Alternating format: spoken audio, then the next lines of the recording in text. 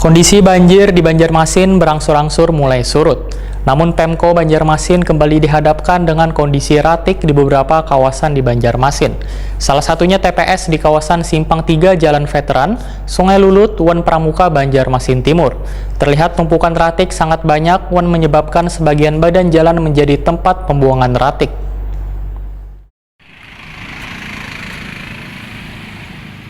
Kondisi banjir di Banjarmasin berangsur-angsur mulai surut, namun pemerintah kota Banjarmasin kembali dihadapkan dengan kondisi ratik di beberapa kawasan di Banjarmasin yang menumpuk wan meluber hingga ke badan jalan. Salah satunya di TPS kawasan Simpang 3 Jalan Veteran, Sungai Lulut, Wan Pramuka, Banjarmasin Timur. Terlihat tumpukan ratik sangat banyak wan menyebabkan sebagian badan jalan menjadi tempat pembuangan ratik. Kepala Bidang Kebersihan Wan Pengelolaan Sampah Banjarmasin, Marjuki, Waitakoni Prima TV Jelang tengah hari Kamis 28 Januari 2021 mengaku, Dinas Lingkungan Hidup Banjarmasin kewalahan menangani serbuan ratik sisa banjir di beberapa TPS di Banjarmasin. Tumpukan ratik ini terjadi lantaran warga yang semula kebanjiran menumpuk ratiknya di rumah.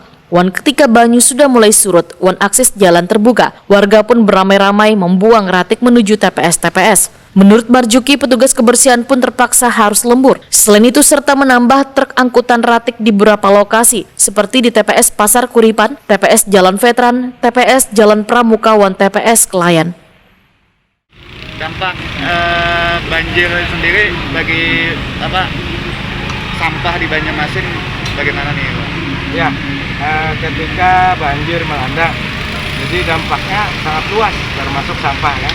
Nah, jadi kami dari belakangan ini sudah merasakan itu di TPS-TPS dan di lokasi-lokasi lainnya sepanjang jalan.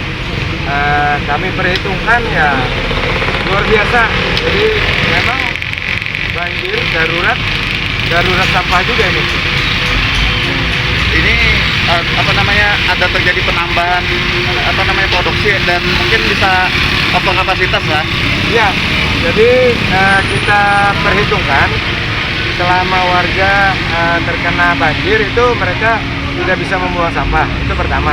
Dan itu menumpuk di tempat warga di rumah masing-masing. Nah, kita hitung itu 12 harian lah, anggap 12 hari.